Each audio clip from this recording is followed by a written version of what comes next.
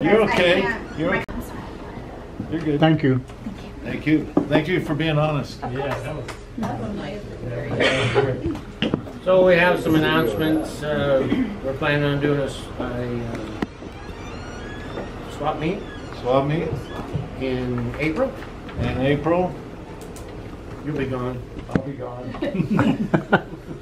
But we're also doing Is it the at the, Customer Appreciation Day on May 4th Yes? on Diamond Street, Yes. which is co-opted between the Rosamond Chamber and Carl's Hardware.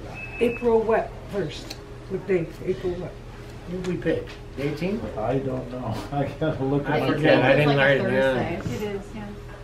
I gotta look at my calendar and see what the date was. Is it going to be at the I think it's a 20. chamber? It's gonna be at the Chamber. It's, yes, at the event center there. I put 20. Yeah. So, and then May 4th will be the Appreciation Day, and we'll be shutting down Diamond Street between Poplar and Center, and I guess gonna have some cars, some vendors, and things of that nature there. So, go ahead, continue, please. Oh, well, I don't think we have anything really planned until our September Fest and Parade.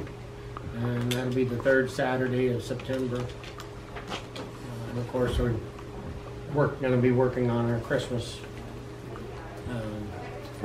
parade and Santa's Village and all that stuff. That's going to be one of the big ones.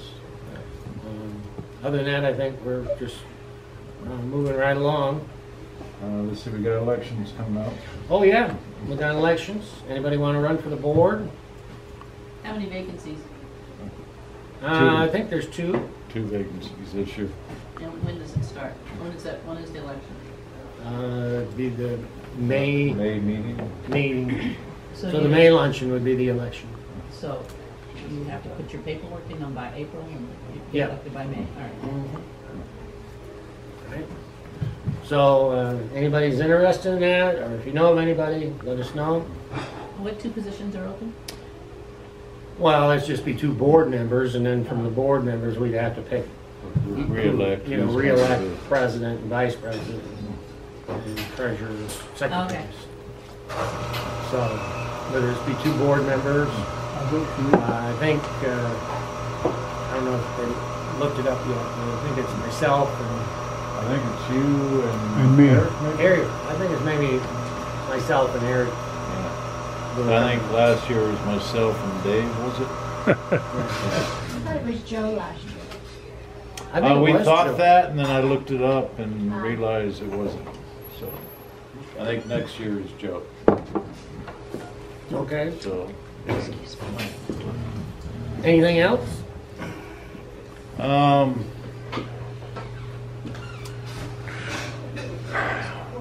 There was having a mental block. Well, let's do member introductions. All right, let's go ahead with introductions. And if there's anything you want to talk about for 30 seconds, go ahead. 30 seconds? 30 seconds. You got a timer? I will. You'll need it. That's my timer. Right Not there. me. I don't talk a lot. You guys, Gene. I'm with the Kern Antelope Historical Society. I'm Gretchen Winfrey. And for those of you who are not really familiar with our area, we have an enormous amount of fantastic history in this area. And I brought a couple of our newsletters for March, and I will certainly give them to you if you are interested, because there's some really wonderful stuff here about the building where Jack is now operating a restaurant. I'm interested. You're interested? All righty. Okay. Awesome. Thank you. Charlene Melchers, longtime resident. Soon to be president of the chamber. Oh, no. I figured I'd fill that out there for you. Thank you very much. All right, gentlemen. So Russell Johnson with Common Sense Consulting, happy to be here today with Legal Store. But also, if anyone knows of a potentially a local nonprofit that has underutilized office space, preferably if it's got a playground attached, it's even better. I have a nonprofit I help out that's in Kern County that is looking to expand services into potentially Rosamond. So if anyone knows of some underutilized space, better if it has a playground. If not, doesn't matter. It's for a foster youth-related organization. So playground ties into the foster youth. So anyone, let me know. There you go. Kurt Hildebrand with Hydro Store. You'll be hearing a little bit more from me later in the lunch. We don't have playground. I know. Danny Leone with Leone Music Studios, representing my wife. and Oh, he you're sing- part of it too, Danny. Come And on. he sings really well. He does. He's a heck of a bass player too. No singing boy. So, Why not? yeah. So, and by the way, I just got through repairing you'll find this interesting, a $30,000 Rupp classical. I had to repair the top one. Oh, really? And so it came out I'd like to nice. see it. Yeah. Well, one day maybe. All right. Frances Thompson, longtime Lutheran resident. We're sisters. Can't you tell? I can tell. I can tell. Barbara Gaines, Superintendent of Southern Community School District. Okay. Joel McKay with RMAC. We have some good things happening here in town. Thanks to Waste Management, we now have a Sharps container disposal over at the fire station. All we ask is the needles are in a hard carrier when you put them in the, so they're not loosely in the container, so nobody gets stuck when they put them up. And then we heard, thanks to Karen, she reached out and got us some information. The pool's going to be, we don't know the date yet on the opening, but the pool's going to be free again this year. So no charge for our community pool. So Can that be posted on the Facebook? once I get the hours and Okay. everything. Right, and yeah. we're still waiting on the hours. So I'll Yeah, let we're, you finish. we're still waiting on the hours. And we got, again, thanks to Waste Management, we got our next bulky waste will be April 27th. Everything I'm gonna say. Ashley is here. Oh, just repeat it. So, no, I just wanted to give them a shout out. So we have quarterly dates. And then we reached out to the county about a hazardous waste. So we're waiting to hear back from them to see if we could get a hazardous waste here in Rosamond instead of having to drive to Mojave and that stuff ending up in the desert. So a lot of good things are happening to our little communities. That's great. Oh, good. What Joel said. No, we have, actually there's going to be a total of 5 bulky waste events this year. The next one will be April 27th over at our yard. I just want to give a shout out to Joel, actually. He loves this community and does everything he can to make sure that there's every amenity and service available possible here, and he does it just, out of the love of his heart for Rosamond. So I just want to shout out to you. The Sharps container, he led that, making sure all the bulky events, everything, he leads those things too. So he's a pillar to this community. Now on the Sharps containers, It's at the fire station. right, but the dump site used to hand out Sharps containers for you. Are you guys still providing Sharps containers? 'Cause No. I still got one at home. that I Utilize use it, myself. or Joel's dog can have it if you're not going to use it. Yeah, basically, like what I do is I put them in those big coffee tins, and then duct tape around. Just nothing soft, no like a Ziploc bag. We don't want anybody getting stuck when they're reaching in to pull them out. So anything. Or it's being serviced. Yeah, or being serviced. Well, they used to actually hand out the regular Sharps containers. I'll double check So, for this area I when I think- get back, Jack, and I can call you. It just depends on the community. Sometimes there's a small charge for them. They can be mailed directly to you, and it's a mail-back program. But I'll just look into it for you and let you guys know. Yeah, I think if we're going to offer that might be something maybe the county can Right. see if they can partially fund providing Sharps containers, because that is pretty important. Yeah. That you have a proper Sharps container. Yes, sure. Yeah, so.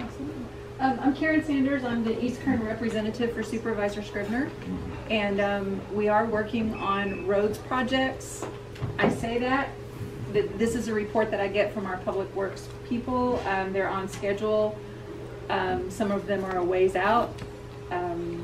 The household hazardous waste event that Joel was talking about, I did contact our waste management department, and everything household hazardous waste is scheduled through June. That was part of the budget, and they will revisit it when the new budget comes up, so we can include something for Rosamond.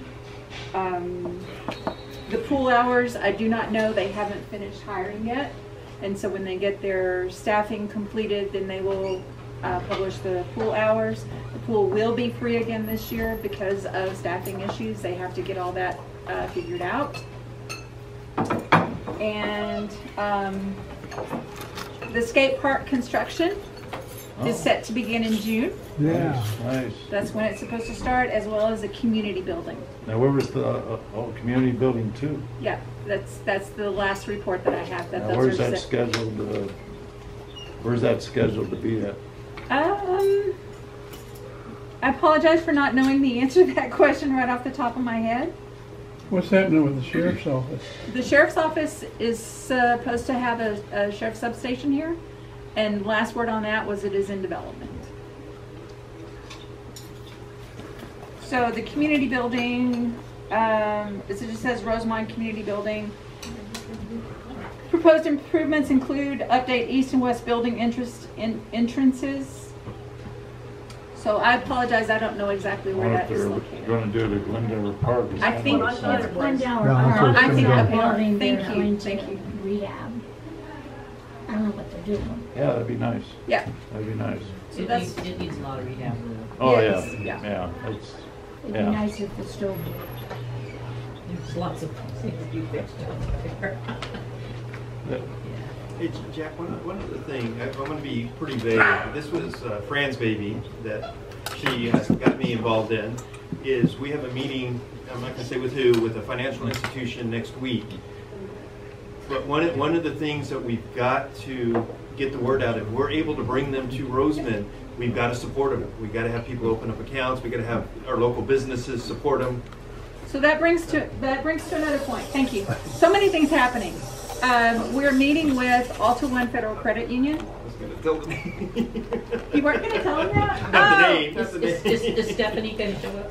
I don't know about that. I don't know Stephanie. But anyway, we're supposed to meet with them. Cool. Sorry about That's that. I let the cat out of the bag.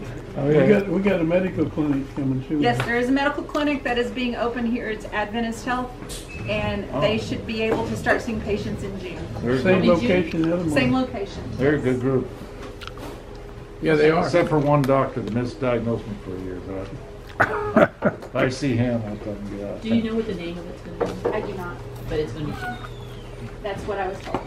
But Jack, back on the financial institution with Alta One now, if we're able to convince them to come into town, it's important. In order to keep them, we're going to have mass community support. The business is going to have to open up accounts there. Our community is going to have to open up accounts. It's going to have to be worth their while to stay in our community. And like I said, Fran's been beating the pavement for years, and nobody's been interested in coming into Rosamond. Yeah, a lot of them just turned us down, but Alta was like a lead in, and I just kept needling them. I send them about every other quarter. I'd send them, hey, you ready to come on down? We'll show you where we're at. And what happened? I've been attending with John the East Kern economic meetings, and we were talking to Dominic, the county economic guy, and he had somebody else in mind about coming to talk to us. And I've been needling and whispering in Alta One's ear every meeting for the last 6 months, and she overheard us talking. No, we want to have that conversation. We want to. So they jumped in, interrupted us, and.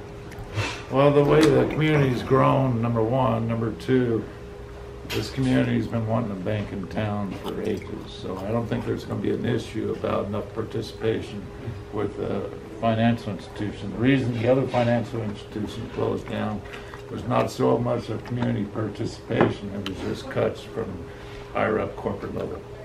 Okay. And we may have a place for them already. Yeah, so I don't think there's going to be an issue getting a bank in town and having enough people to use that bank. So, all right. I'm just going to go real quick. My name is Anna Zarley. I am a field rep for Assemblyman Tom Lackey, 34th District. And if anybody has any other state issues or anything like that, we can help. See, sweet and easy. Can you get us a new governor? I got to be careful what I say. Is that Look on at camera? Look at Yeah. I'm not going to say. Don't show my face. All right. Dave Hernandez, pastor of the Family Faith Center here in Rosamond on Desert Street. Also a board member of the Chamber, and I'm also the event coordinator that at the Chamber, and we're going to have a meeting on April the 2nd. Anyone that's interested to being part of having events, participation, we want people to come in and help us out because we want to do quite a bit. And as you can see, we already are doing a lot of events, but we want to do more like fundraisers, things like that. So anybody that's interested, April the 2nd, 6 p.m. at the Chamber's office. Thank you. Al? Rosamond Community Service District. Excuse me. And the community service just finished lowering the manhole covers so they can pave Rosamond Boulevard. That's going to start when? First of next month, I think.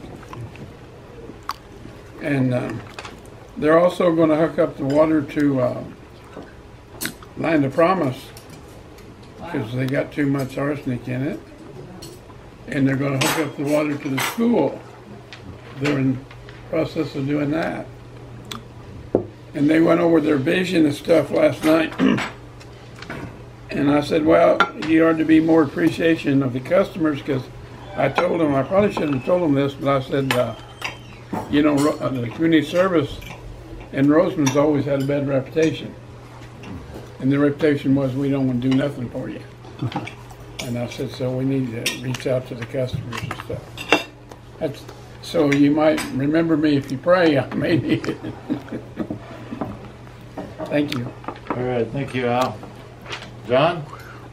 John Joyce, Rosamond News, and my news is we'll be getting a new representative, Amanda Garcia, is going to be coming to these meetings, and she's a dynamic young gal, represents the predominant demographics here in town, and so I hope you all welcome her and become friends with her and give her all of the scoops that are coming up. And I'd like to wish Jean and Charlene a safe and wonderful trip to Greece and Istanbul and everything else. Thank you, John. Yeah. So is this your official retirement announcement? No, not yet. Okay. Not yet. We'll have to do a cake for you when you do. I just wanted to, I'm sorry. Yes, Barbara. I just wanted to remember one other thing that I wanted to announce is currently effective March 13th, Southern Kern School District had a board member resign. So we have an opening on our Board of Trustees. I believe it will be posted in the Rosamond News and also the Emmett Valley Press. I believe Alamo, my administrative assistant, will accept letters of intent like April 2nd through the 5th. And if things go as planned, that those people who are interested in taking on that position from April 10th until November, the board member who resigned is up for re-election, would have been up for re-election in November. So this is just a position we're just filling his spot instead of holding an election. Someone will be appointed by the board April 10th to fill that spot until November. At that time, the person that the board selects could run for re-election for that spot for a 4-year position. So I just wanted to let everybody know, and if you would like to serve on the Board of Trustees, there is currently an opening for the school district. Barbara, which member was on? Dwayne Moore. you, Barbara. Okay, then we got myself. I'm Jack Miller, Vice President of Chamber of Commerce. One thing I did want to mention, there's been a lot of people passing away in search and rescue and reduction in CSU and things of that nature. So when we're doing events, we have to get approval from who's going to close the street, who's going to man the street, and so forth. And I talked to Brian at Search and Rescue. He's the new person that's actually our contact person, and he says there's a new procedure that they've spelled out so that if we do any kind of parades or road closures of any kind, which normally would be just through the chamber, but you never know, somebody else might request one. There is a new procedure for that, and all I gotta do is get a hold of Brian Duhart, and he'll send you the packet that is the current process for getting approved for a road closure or a parade. So that's all I got to mention. Gene? Gene Melchers, President of the Chamber. I want to thank everybody for coming today. So with that, we'll have our speaker. All right. Today's guest in from Hydro Store. Reached a point to where we can accommodate a utility scale application of that technology. And our flagship project in North America is right here just outside of Rosamond. It's called the Willow Rock Energy Storage Center. It will be the largest energy storage project currently being developed in North America. 500 megawatts with 8 hours of storage. I need to do the math how many times that would charge your iPhone. I haven't done that yet, but it's a whole bunch. 500 megawatts, that is enough electricity for almost half of Kern County's population in total. So it's a very big project. It's about $1.5 billion. We had a site out off of Patchby, Willow Springs, and Sweetser Road. The geology out there was not suitable for the size of our project. So we've been active in looking at new sites, and we're real excited to have found an outstanding site for the project. It is going to be located, this is part of the presentation, is an eye test as well. So here's Rosamond Boulevard, Highway 14 and 58. Here's Mojave. Our old site was out here off of Willow Springs to Hatchby, and our new site is off of Dawn Road, one exit up, just northeast. Out there we have a drill rig drilling our fourth borehole out there to about 3,000 feet depth, and we are pulling real good solid cores of granite out of that location. The technology, again, it sounds complicated, but it's really simple. We construct a subsurface cavern about 2,500 to 3,000 feet deep. It's about 1 million cubic yards of volume. That's a football field by a football field by a football field. Wow. So we have a large cavern about a half a mile down. We fill that with water and construct surface facilities where we can compress air and slowly displace that water up to the surface. And it sits in a reservoir. Just looks like a lake at the top. So we have compressed air down in the cavern. That's a charged battery. The water column maintains a constant hydrostatic head. And to discharge that battery and generate electricity, we reverse it. The water slowly presses the air back up to the surface and generate electricity with that. And we store our waste heat in the compression process, so we don't have to burn natural gas to reheat the air. Again, it's a frighteningly simple process, and we're excited to be bringing it to Willow Rock. This is our preferred transmission line route. Our point of interconnection is out here off 170th and Rosamond Boulevard, the Whirlwind Southern California Edison substation. We have 500 megawatts of deliverability into that substation. And to develop power plants in California, the single hardest thing to do is to find points where you can interconnect new capacity.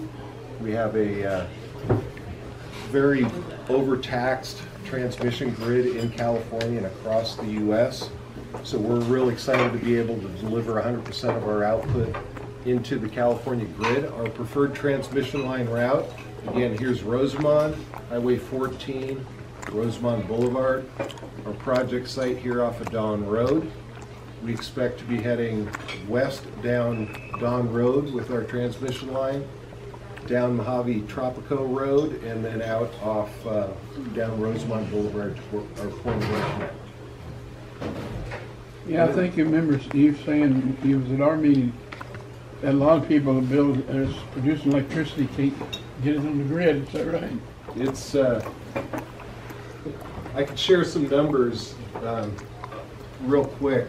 The California Independent System Operator is the state agency that operates the transmission grid, the high voltage transmission grid in California. They accept applications for new generators in clusters now, and the last cluster was cluster 15.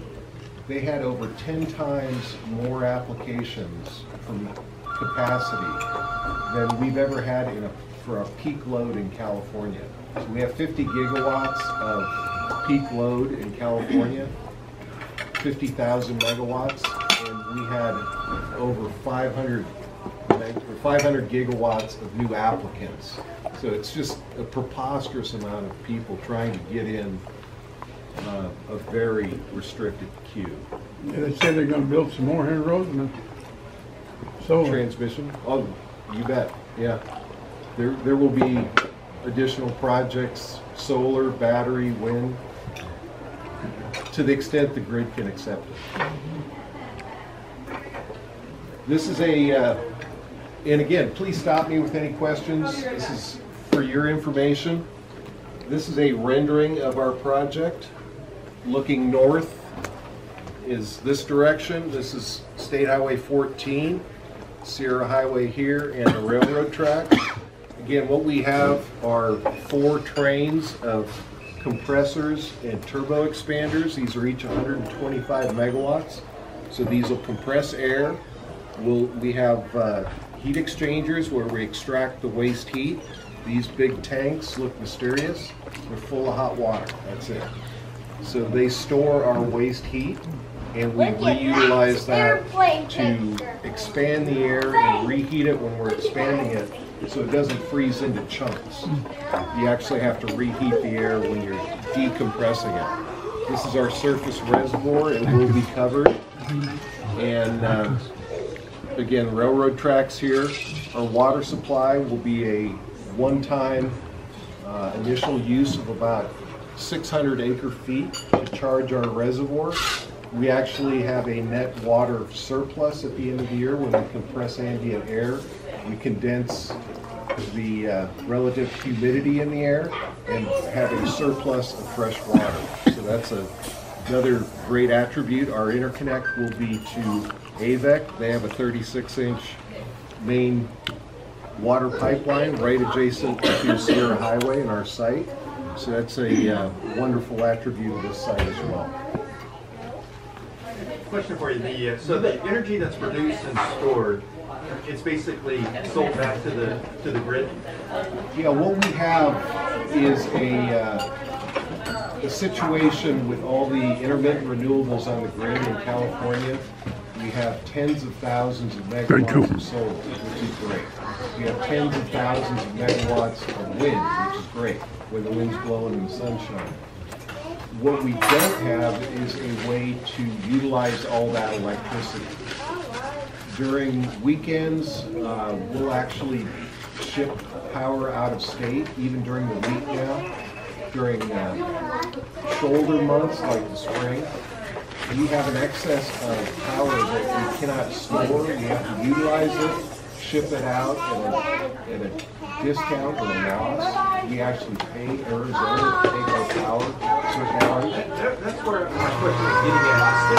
I'm a firm believer. I'm pro-solar. I'm pro. My gripe with the whole industry is we get all the hardware, we lose the desert, we lose that, and we don't benefit. Instead of shipping it to Arizona, could, like an agreement, be worked with the schools to get some of that excess to help with their cost of electricity, reduce the cost in our communities of electricity. Instead of sending it out of state, let it benefit our communities here. Isn't the problem storage? Well, that is a Huge part of the problem, problem. yeah. Yeah, we'll have too much power during certain hours of the day, and 7, 8 o'clock at night when the sun goes down and the winds slow down statewide, we'll have a real shortage of power.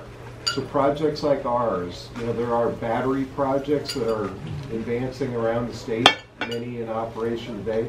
They're great. We're not anti-battery. We need storage statewide and nationwide. What our niche is a long duration energy storage solution. Batteries are typically 2 to 4 hours. They'll store a couple hundred megawatt hours.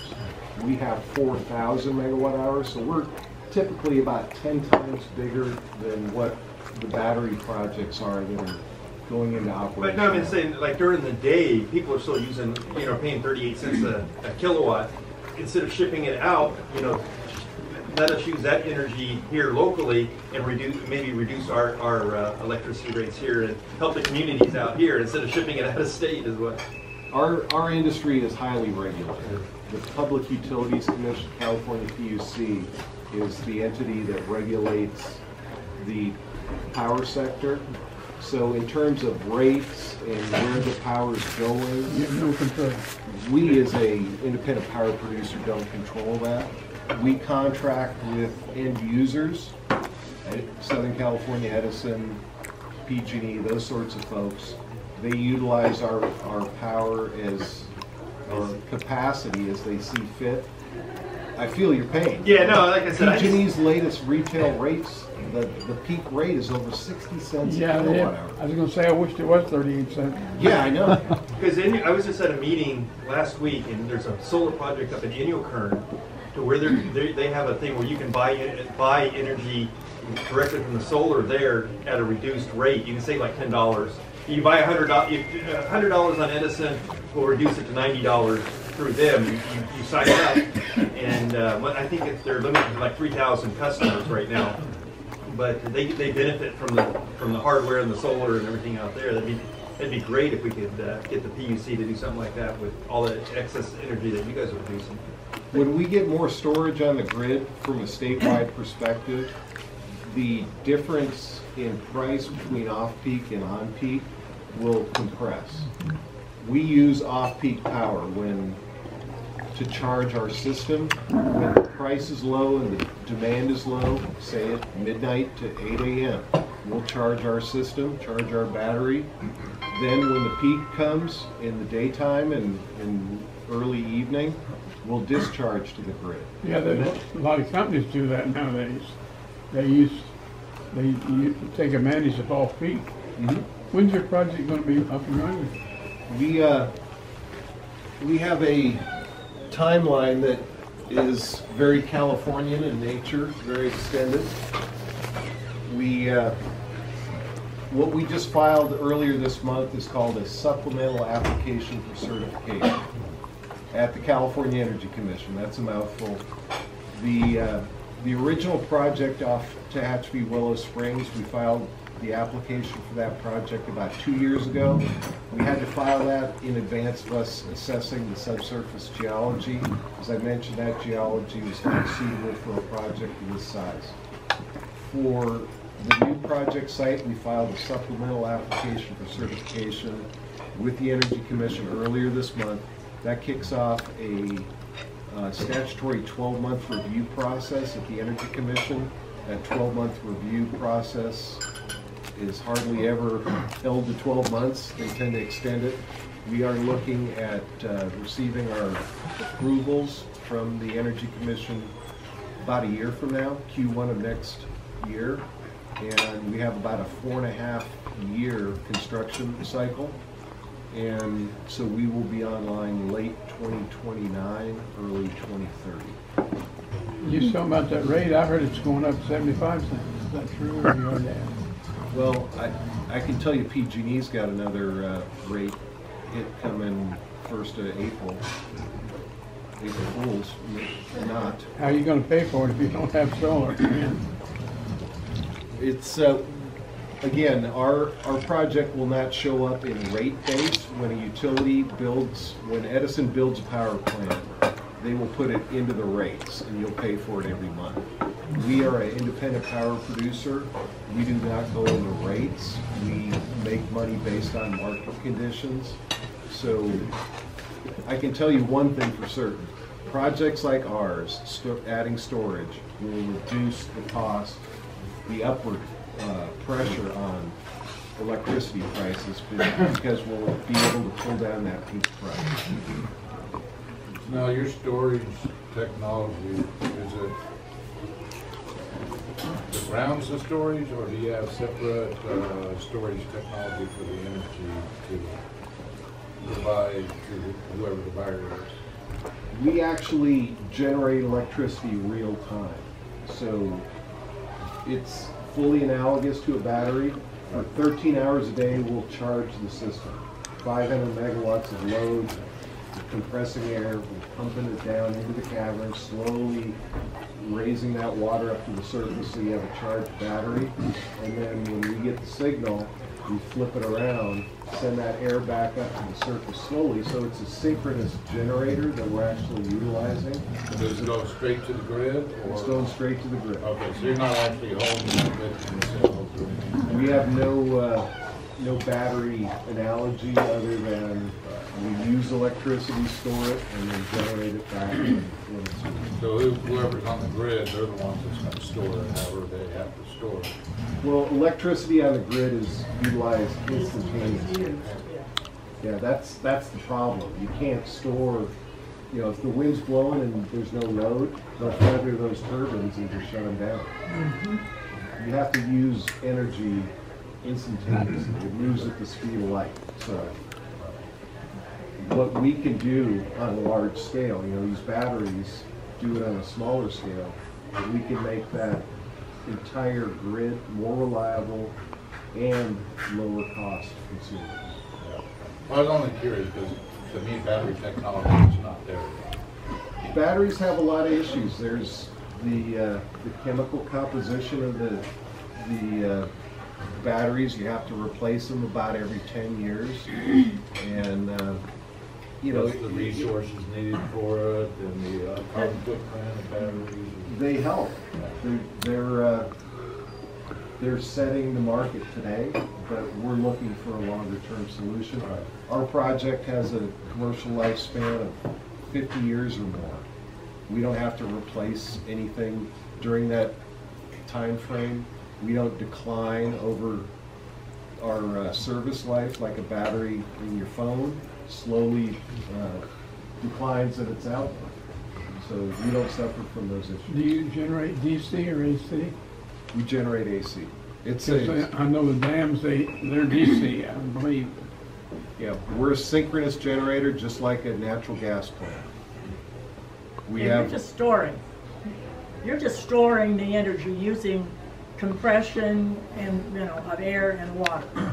Yes, the air is actually our working fluid. Right. We compress the air and then we decompress the air through a turbo expander. Right. And that's our working fluid per se. The water is just a hydraulic piston, if you will. It goes up and down and just maintains a constant pressure on that air. Right. Now, do you use electricity on the grid to operate? Yeah, we'll pull 500 megawatts off the grid for 13 hours, charge the battery, push all that air at about 800 psi down into the cavern. The water will be up at the surface. When we get the signal, we'll flip that around. The air will start coming back out slowly, go to the turbo expanders, and generate electricity. Again, synchronous electricity, which you can dial in to better modulate the grid. A battery, you just get one voltage, and that's it. So you have to charge it before you can generate the electricity. It's analogous to a battery in that sense. But we do have a lot of electrical attributes that make us more valuable than a battery. We can work with power factors and voltages, and it makes the grid a lot more reliable than just having a bunch of batteries. You don't have to use all those chemicals to make the batteries and all the energy to make the batteries. I think it's an awesome idea. I've been in the power sector for roughly 40 years now and developed solar, wind, natural gas all over the state. The beauty of this technology is what drew me to HydroStor. I'm the U.S. employee #1. We're based in Toronto, Canada. We have projects in Australia and advancing on other continents as well. The simplicity of this with the ability to move the needle. You know, batteries, they're great, but they're not going to solve the problem. Technologies like this can really move the needle and get us to where we want to be, which is a more reliable, more cost-effective, cleaner supply of electricity in the state. What about groundwater? Is it going to 100% of our water supply will be from AVEC, Antelope Valley East Kern Water District. Again, they have a 36-inch pipeline that runs adjacent to our site. We've talked to them, we have an application in, everything. They're excited to have us as a customer. We're, again, a one-time charge our reservoir customer for them, and then we don't have any water wells, any groundwater wells, no groundwater impacts. We have a sealed system, basically. Our cavern underground will be grouted for any leaks. Water will be stored, and then air alternately.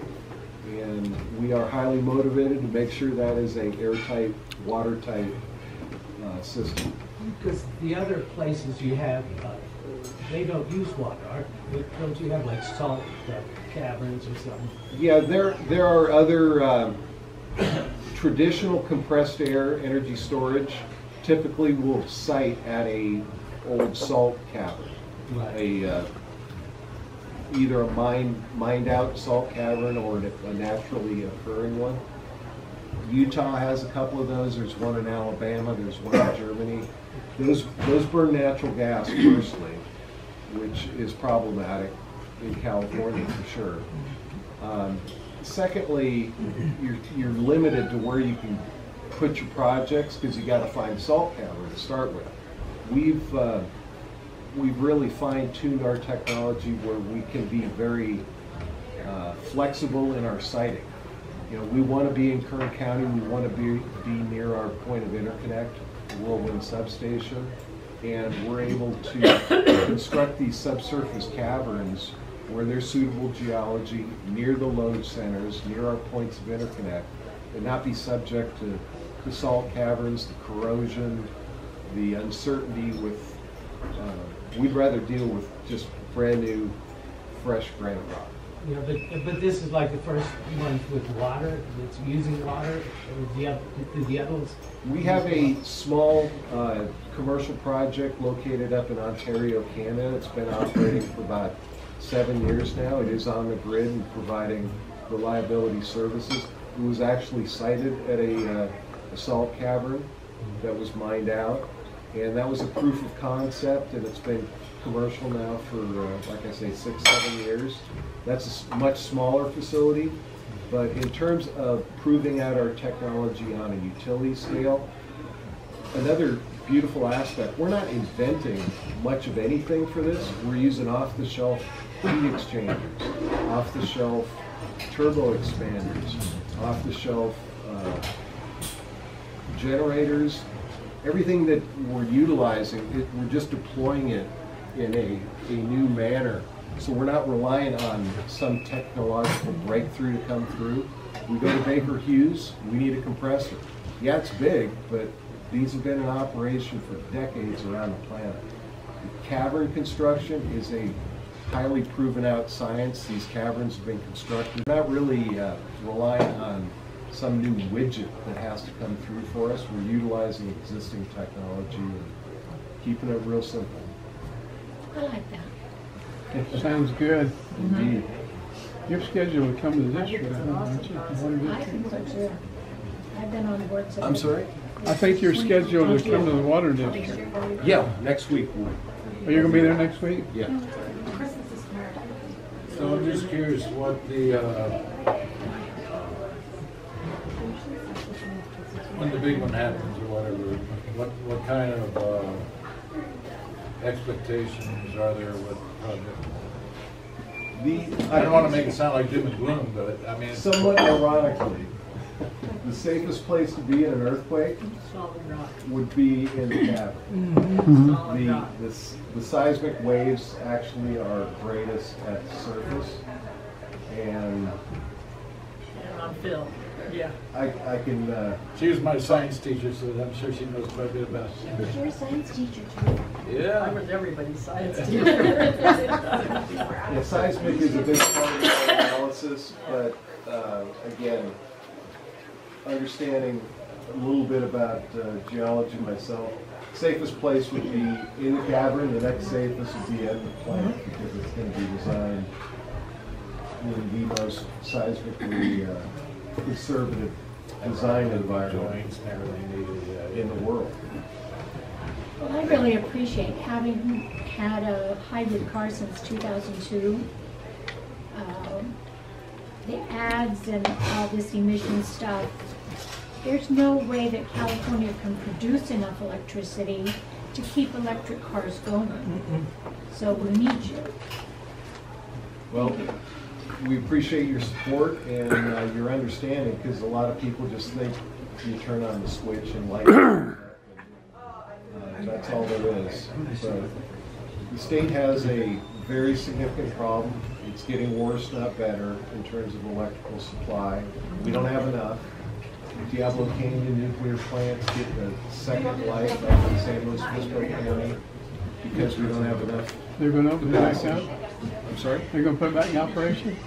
They're going to extend it at least 5 years beyond its current. It was supposed to be retiring next year and following year. And the state and the feds have come up with a package to keep it online. Edison had one, didn't they? It went busted or something. It cost us so much money. San Onofre is quite a story. I can give you some insights into that. They tried to upgrade the facility, put some new heat exchangers in, $700 million. They didn't work out, and it was cheaper to retire that 2,200 megawatt facility than it was to fix it. So, Diablo Canyon's our last nuclear plant here in California. You know where that electricity goes after it goes to the substation? It's analogous to a piping, a water system. You know, you put a molecule of water in at a pump station, and it goes in the pipeline, and where that molecule goes, you don't really know.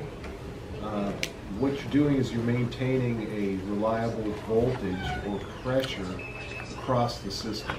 So it's going to the load, it's being consumed instantaneously at the load. I apologize. And it will be used in closer than farther, just based on physics. So having a pump station near your house is going to give you more reliable, higher pressure water. Having a generator like us near your house is going to tend to give you higher voltage, better service. Very interesting. I get to hear it again. Yes. Again, some of the local benefits real quick in closing. The average construction workforce of about 250 people for over 4 years. These will be union jobs. Peak workforce of about 700 people. We expect to have at least $500 million in local direct and indirect economic benefits to the region. We don't have a property tax exemption like solar and in some of the other renewable technologies. And we're very committed to working with the community. This is our flagship project. You know, we intend to bring people from all over the country, all over the globe to tour this facility. This is an application that is well suited in most markets nowadays. So we're really excited to have a supportive community and you have our commitment. We're gonna work with you. Is it canvas? This is successful. I'm just kind of curious. I used to be engineer for Toyota last night.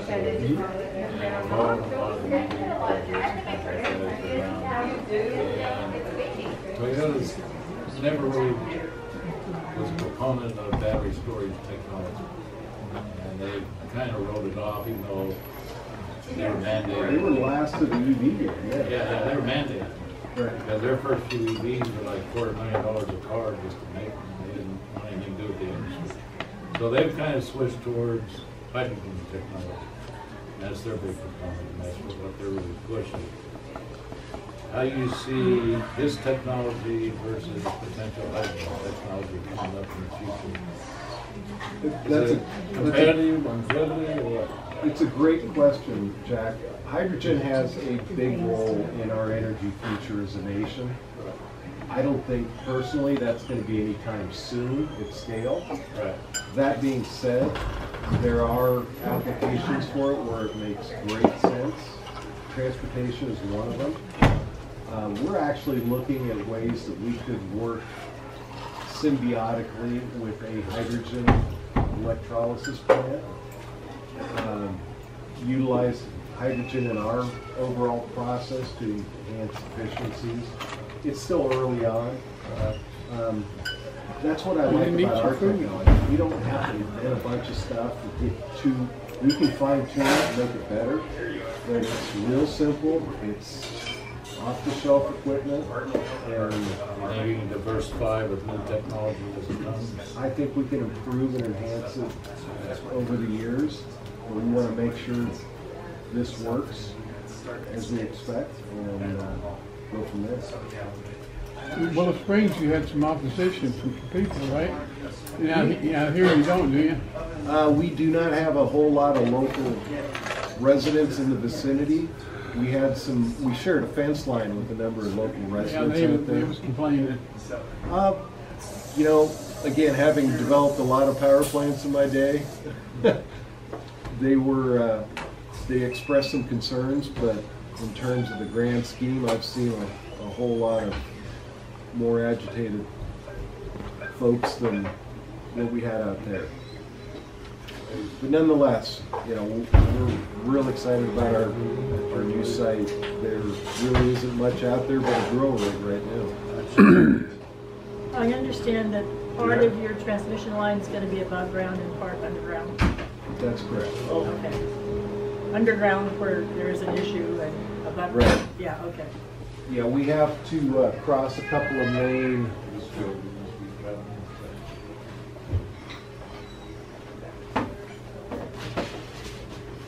You know, that's interesting down in 170th and 138. Right. In LA County, they made them put it underground. Well, there's parts of this are going to have to be underground also. In Kern County, they come up above the ground. This is a major LADWP corridor. You've probably seen it, driven under it. The aqueduct. Yeah, this is their transmission corridor here. Oh. Edison's also got some major lines that we'll have to underground. We actually designate some spots where we expect to have to go underground. I'm happy to stick around and answer questions if folks have any additional. Well, thank you for your interest, and thank you. We'll be around Thank you. to answer any additional questions. Thank you. Thanks. Awesome. Thank you, Kurt. Well, wait for my partner to get up here in crime. Great partner. Great leader. He's not a good speaker. That's why I'm always speaking for him. Good guy, though. Next month is Mark Olson from Pacific Steel, and they're starting up a reclamation plant for recycled metal. Is that Mojave? Yes. Kind of in between. Halfway between. Halfway between, yeah. I forgot the road that was on. You pointed out on our map. They're making gonna make On road rebar. and Sierra Highway. Where? Don Road and Sierra Highway, I They're believe. right about here. Jan. They're taking old steel and making rebar, aren't they? Rebar and other steel products as well, is what I understood. And I think that's a fantastic project. I mean, it's first one in, what, 50 years in California, I believe. And, you know, there's a lot of products that are not reclaimed. For example, the windmill technology, all the plastics and things of that nature, even though they're kind of recycled, they're really not. There's not programs to really recycle a lot of the waste that we have in our life. And so that's why I'm really looking forward to Pacific Steel. It's a good direction of waste reclamation and not using our natural resources up too much, too quick. So, be looking forward to their presentation next month. So, see what they're all about. Seems like a big project, so. Yeah. And are you involved in that, Russell? Yeah. It's 400 permanent jobs. Wow, So, that's great. and that's considerable, and they're high-paying jobs. So Mark's got a great presentation. He'll tell you all about their project. Yeah, I don't want to steal his Yeah. thunder. What's really exciting about what's going on when you look at the Pacific Steel Group project and then the HydroStore project, because they're so close to one another, you've got with Pacific Steel 200 construction jobs, and then with HydroStorage you got an average of what, 250 a year with a peak of 700 one year. But that's 6 years. 6.5 years of continual construction right there in one area. So when you're talking to the bank or you're talking to other businesses that want to start up, if they want to sign a commercial lease, usually you're looking at a 5-year deal. That's really a lot of reassurance to give someone. Look, we've got all these jobs coming. They're going to be here for 6 years. You've got a lot of assurance to come in and sign a 5-year commercial lease and really contribute to the local economy. So. Yeah, it's good. Awesome. All right, anybody else have anything? Anyone want to mention, Gene? No, just want to thank everybody for coming. We'll wrap it up, I think. Okay. And so, Gene's, when do you leave on your 29th. 29th. He's gone on the 29th. So don't go by my house and pick up everything. I'm leaving on the 8th I'll mark of it. April. So, thank everybody for coming. And that's a wrap. You got a bicycle. Yeah. Thank you. Investing in your project. Now, I know I interviewed you guys when you came to the announce the project the first time. But now what I'd like to hear is, what if these people would like to invest in this project? Do they have to approach the people that gave you the financing, or can they invest directly in your company? I really wish there was a mechanism, John, for local investment. Currently, there's not. We're a privately held company, which means our shares do not trade publicly. Right. We're owned by a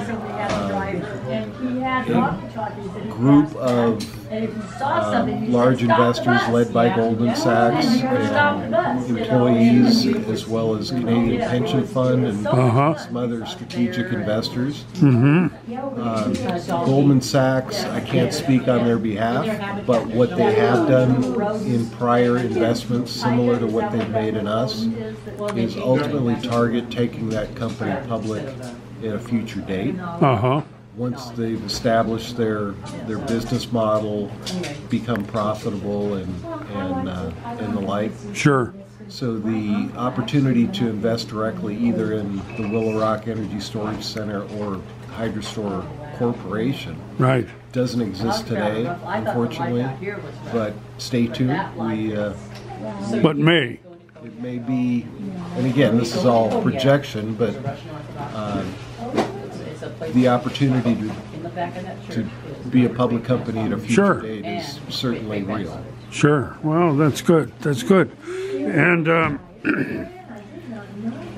you said you had 3 projects. You've got one in Australia and one in Canada. And Oh, yeah. And now this one. Right, yeah. You don't really appreciate that when you're younger. This is what I call our flagship project. It's our first fully greenfield, start from scratch project. Right. The project up in Ontario, again, is very small. Yeah. It provide utility reliability services, so it's interconnected to the grid. It's proven out our technology. It is sited at a old salt mine. So that cavern, subsurface cavern, was already in place. Our Australia project also has an existing subsurface infrastructure already in place that we're going to utilize at an old mine. So those are great applications, but in terms of trying to demonstrate our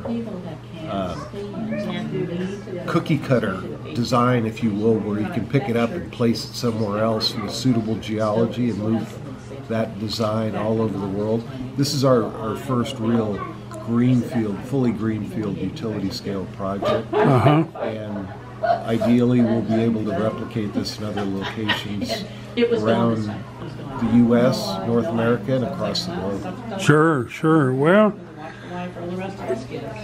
it would be great to be able to do that. Wherever markets have a high penetration of intermittent renewables, solar and wind, that are either on or off without anything that you can do about it, you need storage, and the more you have of those intermittent renewables on your system, the more you need storage to take advantage of the attributes of those resources. Sure. Well, good. Well, thanks very much for coming locally to several places. My pleasure.